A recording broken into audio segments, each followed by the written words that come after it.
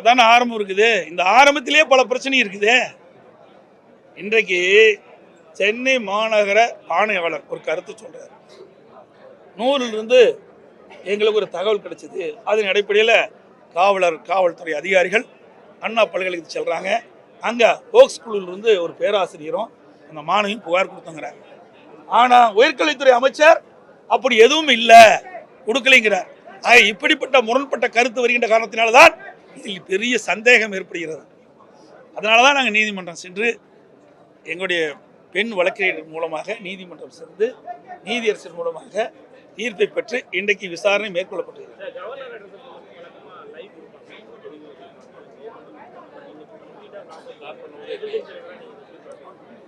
எதிர்கட்சி தலைவரை நீங்க தான் சொல்றீங்க. சட்டமன்றத்தில் எங்க எதிர்கட்சி தலைவர் பேசுறது ஒளிபரப்புறாங்க கிடையாது. என்னடதே எடிட் பண்ணிடுறாங்கல்ல. ஒரு பிரதான எதிர்கட்சி என்ன கேள்வி கேட்கின்றதோ அதை ஒளிபரப்பு பண்ணாதான் அங்க இருக்கிற முதலமைச்சரோ அல்லது பிற அமைச்சர்களோ பதில் சொன்னா அது மக்களுக்கு புரியும். ஆனா நாங்க கேட்கிற கேள்வியை இருட்டடிப்பு பண்ணிடுறாங்க. ஆனா அவர்கள் சொல்லிக்கிட்ட பதில் மட்டும் வெளியில் வருது. எல்லாத்துக்குமே இருட்டடிப்பு தான். இந்த அரசாங்கமே இருக்குதா இல்லையாங்கிறது தெரியல. இந்த அரசாங்கம் சரியா செயல்படுதா இல்லையா என்று ஊடக நபர்களும் பத்திரிகைகளும் மக்கள் தான் தீர்மானிக்க வேண்டும்.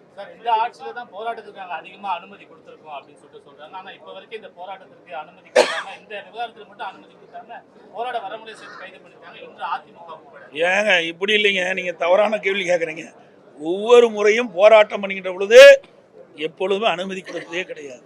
இன்னும் சொல்ல போனா பொன்மலைச்சம்பல் புரட்சி தலைவர் எம்ஜிஆருடைய பிறந்தநாள் விழா, இதேதையும் புரட்சி தலைவர் அம்மாவுடைய பிறந்த விழா, அந்த பொதுக்கூட்டத்துக்கு கூட இந்த அரசாங்கம் அனுமதி கொடுக்கறது இல்லை.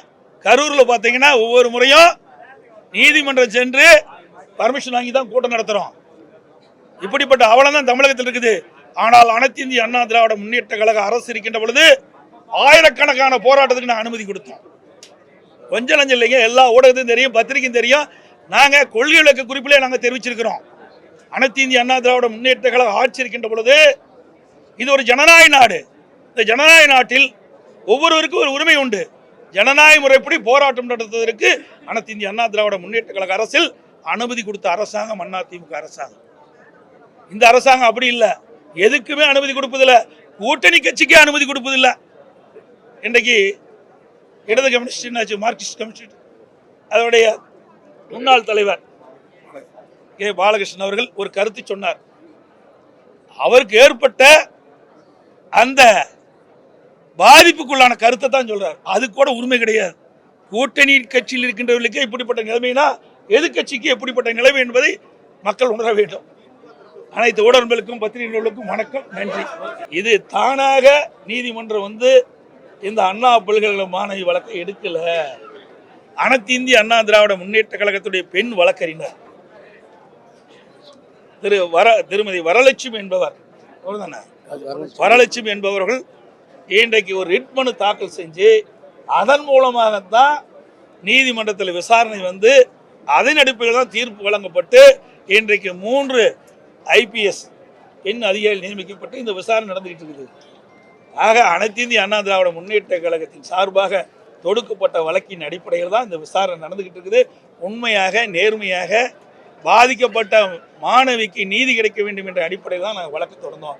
ஏன்னா இந்த அரசாங்கத்தை நம்பி பிரயோஜனம் இல்லை. ஏற்கனவே அண்ணா நகரில் 10 வயது சிறுமி பாலியல் வன்கொடுமைக்கு ஆளாக்கப்பட்டு அண்ணா நகர் அனைத்து மகளிர் காவல் நிலையத்தில் புகார் கொடுத்து நடக்கல. அதுக்கு பிறகு கோயம்பேடு காவல் அனைத்து மகளிர் காவல் நிலையத்தில் அந்த புகார் அங்கே மாற்றி அமைக்கப்படுகிறது. அந்த அண்ணா நகர் காவல் நிலையத்திலிருந்து அனைத்து மகளிர் காவல் நிலையத்திலிருந்து அந்த வழக்கை மாற்றி கோயம்பேடு அனைத்து மகளிர் காவல் நிலையத்தில் மாற்றுறாங்க. அப்பவும் அங்கே நடக்கல. இதையெல்லாம் நீதியரசருடைய கவனத்துக்கு வந்தவுடன் நீதியரசர் தானாக முன் அந்த வழக்கை எடுத்து விசாரித்து அந்த மாணவிக்கு நீதி கிடைக்க வேண்டும் என்ற அடிப்படையில் CBI விசாரிக்க வேண்டும் இந்த வழக்கை என்று உத்தரவு தீர்ப்பு கொடுத்த பிறகு இந்த திராவிட முன்னேற்ற கழக அரசு திரு ஸ்டாலின் மாடல் அரசாங்கம் இதை எதிர்த்து உச்ச நீதிமன்றத்தில் மேல்முறையீடு செய்தது. அதனால தான் நாங்கள் பயந்து இதற்கு இப்படிப்பட்ட ஒரு நிலை வந்துவிடும் என்பதற்காகத்தான் அனைத்து இந்திய அண்ணா திராவிட முன்னேற்ற கழகத்துடைய பெண் வழக்கறிஞர் உயர்நீதிமன்றத்தில் ரிட் மனு தாக்கல் செய்து அதன் மூலமாக இன்றைக்கு அந்த மாணவிக்கு நீதி கிடைப்பதற்காக இன்றைக்கு நீதிமன்றத்தில் தீர்ப்பு பெற்றது. அரசாங்கம் இந்த வழக்கை தட்டி கழிக்க பார்க்குது, உண்மை குற்றவாளியை காப்பாற்ற பார்க்கின்றது. உண்மை குற்றவாளிகள் வெளிச்சத்துக்கு கொண்டு வர வேண்டும், உண்மை குற்றவாளி தண்டிக்கப்பட வேண்டும். இனி இப்படிப்பட்ட சம்பவம் தமிழகத்திலே நடைபெறக்கூடாது என்ற அடிப்படையில் அதிமுக செயல்பட்டுக் கொண்டிருக்கின்றது.